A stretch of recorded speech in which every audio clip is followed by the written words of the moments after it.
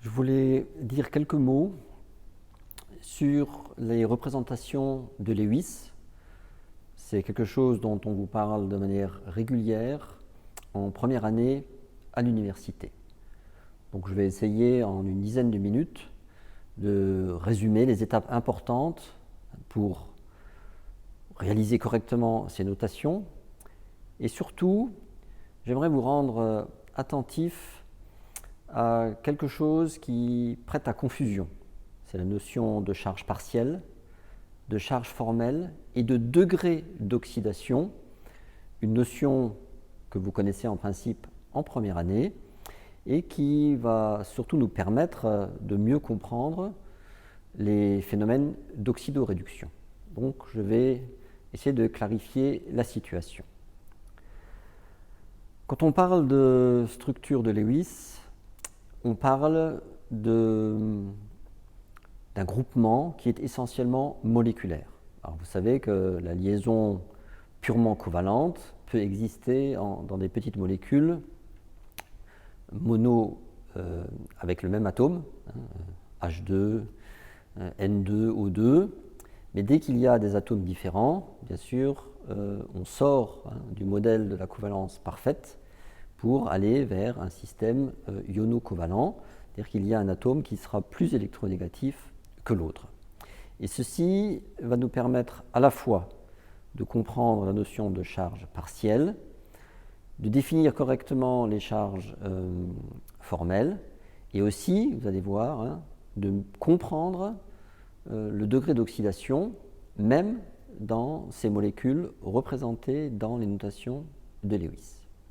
Alors on va prendre un exemple et appliquer les différentes étapes de cette procédure. Prenons l'exemple de l'eau. L'eau, H2O, en notation de Lewis, eh bien, on va représenter un atome d'oxygène connecté à deux atomes d'hydrogène. Vous verrez, ou vous pouvez trouver sur la chaîne YouTube, les raisons pour lesquelles les liaisons entre l'hydrogène, oxygène, hydrogène, ce n'est pas quelque chose qui est linéaire, c'est un angle parce que l'oxygène est en hybridation sp3. Mais ce n'est pas le sujet. Donc globalement, notre molécule d'eau va ressembler à ça, mais dans la notation de Lewis, ce n'est pas fini. Vous savez qu'il faut mettre encore deux doublés non liants qui ne participent pas à l'établissement de la liaison entre l'oxygène et l'hydrogène, de telle manière que si vous regardez les électrons qui sont en tout autour de l'oxygène, eh bien, il y en a 8. Et là, nous respectons ce qu'on appelle la règle de l'octet. 1, 2, 3, 4, 5, 6, 7, 8. Donc chaque doublé qu'on représente dans cette notation de Lewis représente 2 électrons. Ici, il y a 2 électrons qui forment bien sûr la liaison entre l'oxygène et l'hydrogène, ici également, et il y a 2 doublés donc non liants sur l'oxygène, de telle manière qu'il y ait 8 électrons autour de l'oxygène. Dans la deuxième ligne du tableau périodique, cette règle doit être respectée dans ce type de notation. En ce qui concerne l'hydrogène ou l'hélium, mais l'hélium ne fait pas de chimie pratiquement, mais donc pour l'hydrogène, lui, il respecte la règle du duet, c'est-à-dire que lui, finalement, il a 2 électrons en lien avec sa structure électronique 1s2. On a représenté pour l'oxygène seulement ce qu'on appelle les électrons de valence. Vous vous souvenez que l'oxygène, le 8e élément du tableau périodique, il a 2 électrons de cœur, les 2 électrons 1s, et ensuite il a 6 électrons de valence. Et ces 6 électrons de valence nous permettent de déterminer ce qu'on appelle la charge formelle de l'oxygène dans la molécule d'eau. C'est-à-dire que pour faire ça, eh bien, on fait semblant de couper cette liaison et on regarde ce qui reste autour de l'oxygène. Il reste donc un électron, plus 2, 4, plus 2, 6. Donc si on regarde les choses de cette manière, on voit que dans la définition de la charge formelle, en coupant exactement au milieu, entre guillemets, cette liaison entre l'oxygène et l'hydrogène, eh bien, on conserve un électron vers l'oxygène, bien sûr, et un électron vers l'hydrogène. Et à ce moment-là, on voit bien que l'oxygène est entouré par 6 électrons. Ce sont ces 6 électrons de valence. Donc lorsque nous sommes dans cette situation, c'est-à-dire que le nombre d'électrons qui entourent l'oxygène après avoir coupé les liaisons est le même que son nombre d'électrons de valence, on dit que sa charge formelle est nulle. Et bien sûr, de la même manière, les charges formelles sur les hydrogènes sont nulles, puisque par cette manière de couper la liaison, vous avez un hydrogène qui garde un électron. Donc les charges formelles sont nulles dans le cas de cette petite molécule d'eau. On prendra quelques autres exemples tout à l'heure. Je vais effacer pour plus de clarté. Maintenant, il y a bien sûr quelque chose d'autre, c'est que dans cette représentation simple mais utile de la molécule d'eau, on peut faire apparaître ce qu'on appelle des charges partielles. Et ces charges partielles proviennent de la différence d'électronégativité qu'il y a entre l'oxygène et l'hydrogène. Mais surtout, c'est quelque chose qui peut se mesurer expérimentalement et qui va donner une propriété très importante à l'eau. C'est un solvant polaire, c'est-à-dire qu'il y a un dipôle qui va apparaître, un dipôle électrique qui va apparaître sur cette molécule d'eau. On définit les choses de cette manière-là, comme il y a plus d'électronégativité pour l'oxygène que pour l'hydrogène. On va mettre un delta plus sur chacun des hydrogènes, 2 delta moins pour que globalement la charge soit nulle. Et on définit de cette manière, en chimie, la direction du moment dipolaire qui apparaît entre un hydrogène et un oxygène parce qu'il y a une dissymétrie de charge électronique, parce que l'oxygène est plus électronégatif que l'hydrogène. Et globalement, bien sûr, si vous faites la somme de ces deux vecteurs, il reste un moment dipolaire total sur cette molécule, ce qui confère bien sûr une propriété importante à l'eau, c'est que c'est une molécule polaire. Et sa capacité à être un bon solvant est bien sûr en grande partie liée à ce moment dipolaire qui apparaît sur cette molécule. On va voir ensuite un ou deux autres exemples où il n'y a pas de moment dipolaire, comme par exemple dans le cas de CO2, qui est une molécule linéaire, où il y a des moments dipolaires intrinsèques à la molécule, mais la somme des deux moments dipolaires peut être nulle dans un certain nombre de molécules, et donc la molécule ne possède pas de moment dipolaire total.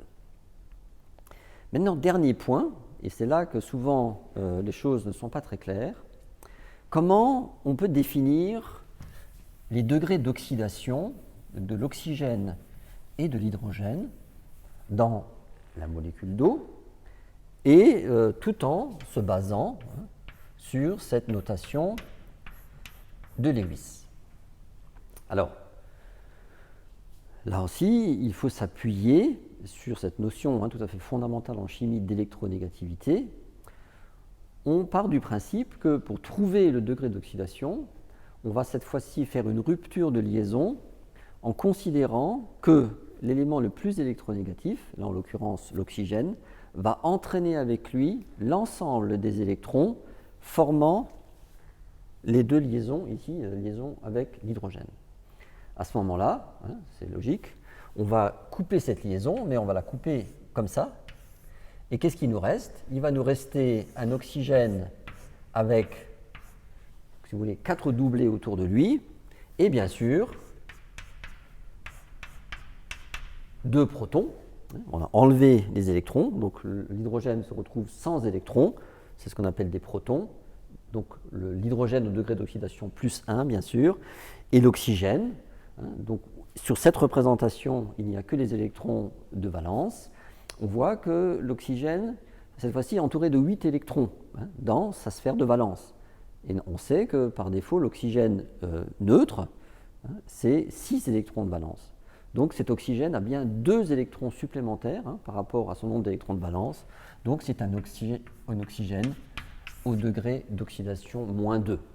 Et ça correspond effectivement, du point de vue de l'oxydoréduction, au degré d'oxydation de l'oxygène et de l'hydrogène dans la molécule d'eau. Donc voilà ces trois notions qu'il ne faut pas mélanger. Hein, et on peut retrouver ces notions qui sont importantes. Et bien sûr, le degré d'oxydation, quand on fait simplement de la chimie organique et qu'on essaie d'expliquer des mécanismes réactionnels, n'a pas forcément d'importance. Hein, mais d'un autre point de vue, si vous essayez de comprendre les réactions d'oxydoréduction des piles, eh bien, les phénomènes redox, et donc la définition correcte du nombre d'oxydation des éléments, est bien sûr quelque chose de très important. On va prendre 2 ou 3 autres exemples. On va commencer, comme promis, par la petite molécule de CO2. Donc CO2, hein, vous connaissez le dioxyde de carbone. Hein, c'est une petite molécule qui existe à l'état gazeuse dans les conditions normales de température et de pression, dont on parle beaucoup à notre époque. Eh bien, pour des raisons d'hybridation, on peut montrer, hein, et on sait aujourd'hui, que cette molécule est linéaire. Hein, c'est lié à l'hybridation du carbone. Je vous renvoie à d'autres vidéos sur ma chaîne YouTube qui parlent de ces phénomènes d'hybridation sp3, sp2, sp. Alors, voilà la représentation de Lewis correcte de la molécule de CO2. On va rappeler le nombre d'électrons de valence. Hein. Pour le carbone, 6e élément, c'est 4 électrons de valence, bien sûr. Pour l'oxygène, on l'a vu tout à l'heure, c'est 6 électrons de valence. Hein. C'est le 6e élément, 2 électrons de cœur, 4 électrons de valence. C'est le 8e élément, 2 électrons de cœur, 6 électrons de valence. Dans cette écriture, on respecte la règle de l'octet autour de l'oxygène, 2, 4, 6, 8, 2, 4, 6, 8, et pour le carbone également, 2, 4, 6, 8. Donc si on regarde les électrons qui entourent les atomes, dans les deux cas, on respecte la règle de l'octet. Il n'y a pas de charge formelle, puisque si on coupe les liaisons comme ça, on se retrouve avec l'oxygène 2, 4, 5, 6 électrons, autant que son nombre d'électrons de valence, donc sa charge formelle est nulle.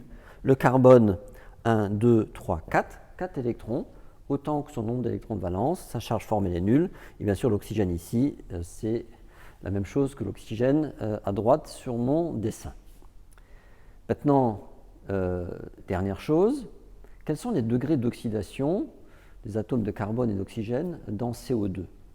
Ceci est important, hein, puisque ce n'est pas du carbone graphite ni du diamant, hein, ce n'est pas du méthane, c'est autre chose, hein, c'est un oxyde de carbone, ce CO2.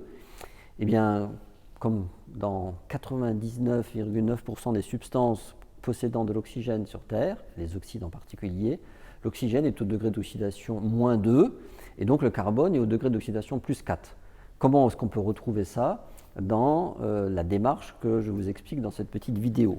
Eh bien, cette fois-ci, on va couper nouveau ces liaisons, mais on va distribuer les électrons, on va les envoyer vers l'atome le plus électronégatif. Donc cette fois-ci, on va séparer cette molécule de cette manière-là. On va avoir ici un oxygène, comme tout à l'heure, avec 8 électrons qui l'entourent. Ici, un oxygène avec 8 électrons qui l'entourent. Et le carbone, ici, il ne reste plus d'électrons. Hein, il n'y a que ces 2 électrons de cœur. Donc c'est un atome au degré d'oxydation plus 4. Et ici, bien sûr, 2 oxygènes au degré d'oxydation moins 2.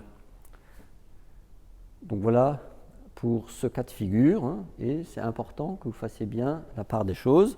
J'ai oublié de signaler, hein, mais je l'avais déjà dit un peu tout à l'heure, ici bien sûr il existe un moment dipolaire qui est dans ce sens, hein, entre le moins électronégatif vers le plus électronégatif, mais ces deux moments dipolaires, étant strictement opposés et de même module, s'annulent bien sûr, et donc la molécule de CO2 ne possède pas de moment dipolaire, hein, c'est ce qui distingue hein, dans la possibilité d'utiliser le dioxyde de carbone comme solvant, hein, ce n'est pas un solvant polaire, et ça permet de dissoudre certaines substances qui elles-mêmes ne sont pas solubles dans des solvants polaires.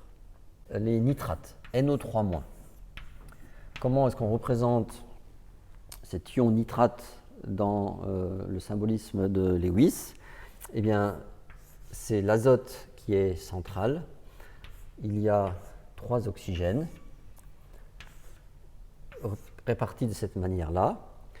Eh bien, une manière correcte de représenter cette molécule de nitrate, c'est de faire les choses de ce type, de cette manière-là, en faisant apparaître, donc, cette fois-ci, des charges formelles. Une charge formelle plus 1 sur l'azote et une charge formelle moins 1 sur un des oxygènes qui est là et un autre qui est ici. Et là, une double liaison classique vers un oxygène de cette nature-là. Pourquoi? On va vérifier, on va calculer, regarder le nombre d'électrons qui entourent chacun des atomes. Eh bien, on a bien la règle de l'octet qui est vérifiée pour l'azote, 2, 4, 6, 8. Pour l'oxygène, 2, 4, 6, 8, 2, 4, 6, 8, et puis 2, 4, 6, 8. Donc ça, c'est OK, c'est quelque chose d'important, hein, que vous devez vérifier systématiquement quand vous écrivez des structures de Lewis. Pourquoi il y a maintenant ces charges? Eh bien, ici, bien sûr, si on coupe les liaisons, qu'est-ce qu'on voit? L'oxygène 2, 4, 5, 6, donc autant que son nombre d'électrons de valence, donc sa charge formelle est nulle. Okay. Ici, l'azote, on va regarder, 1, 2, 3, 4. Son nombre d'électrons de valence, c'est 5, l'azote, il n'y a que 4 électrons autour de lui. C'est la raison pour laquelle il possède une charge plus 1. Ces oxygènes, 2, 4, 6 et 1, 7, pareil ici, donc un électron de plus que leur nombre d'électrons de valence, qui est 6, je le rappelle, et donc des charges formelles moins 1. Maintenant, dernier point qui nous importe. Alors je vais directement le faire sur le même dessin. Cette fois-ci, je veux trouver les degrés d'oxydation. Alors, vous devez savoir que l'oxygène, dans la très très grande majorité des molécules de cette nature-là, est de l'oxygène moins 2, mais on va le vérifier à nouveau. Donc je vais rompre ces liaisons et je vais distribuer les électrons vers les atomes les plus électronégatifs, en l'occurrence l'oxygène. Donc à ce moment-là, je vais faire les choses de cette manière-là et je vais compter le nombre d'électrons. Donc vous voyez que là, l'azote n'a plus d'électrons, il n'a que ces 2 électrons de cœur. Et donc c'est le 7e élément, on se souvient, on va connaître les éléments par cœur. Et donc il n'a plus que ces 2 électrons de cœur, donc c'est bien un azote au degré d'oxydation plus 5, c'est un nitrate. Quand on fait d'oxydoréduction, c'est ce qu'on voit, il y a bien 5 électrons que cet azote peut récupérer. Donc là c'est un azote plus 5, on va enlever ça maintenant. Et l'oxygène ici, comme tout à l'heure, vous voyez bien que les 2 électrons viennent ici, donc c'est moins 2 et moins 2. Moins 2, moins 2, moins 2, moins 6, plus 5, c'est bien un nitrate qui est une petite molécule chargée moins 1. Donc voilà sur 3 petits exemples simples, une manière de se rappeler d'une part les étapes principales de cette construction des modèles de Lewis et l'importance de ne pas confondre la notion de charge partielle qui nous permet de définir le moment dipolaire d'une liaison ou d'une molécule, la notion de charge formelle, qui se compte à partir du nombre d'électrons de valence dans les atomes, et ensuite le degré d'oxydation que l'on peut retrouver aussi dans ces notations de Lewis, et ces notions, vous ne devez pas les confondre.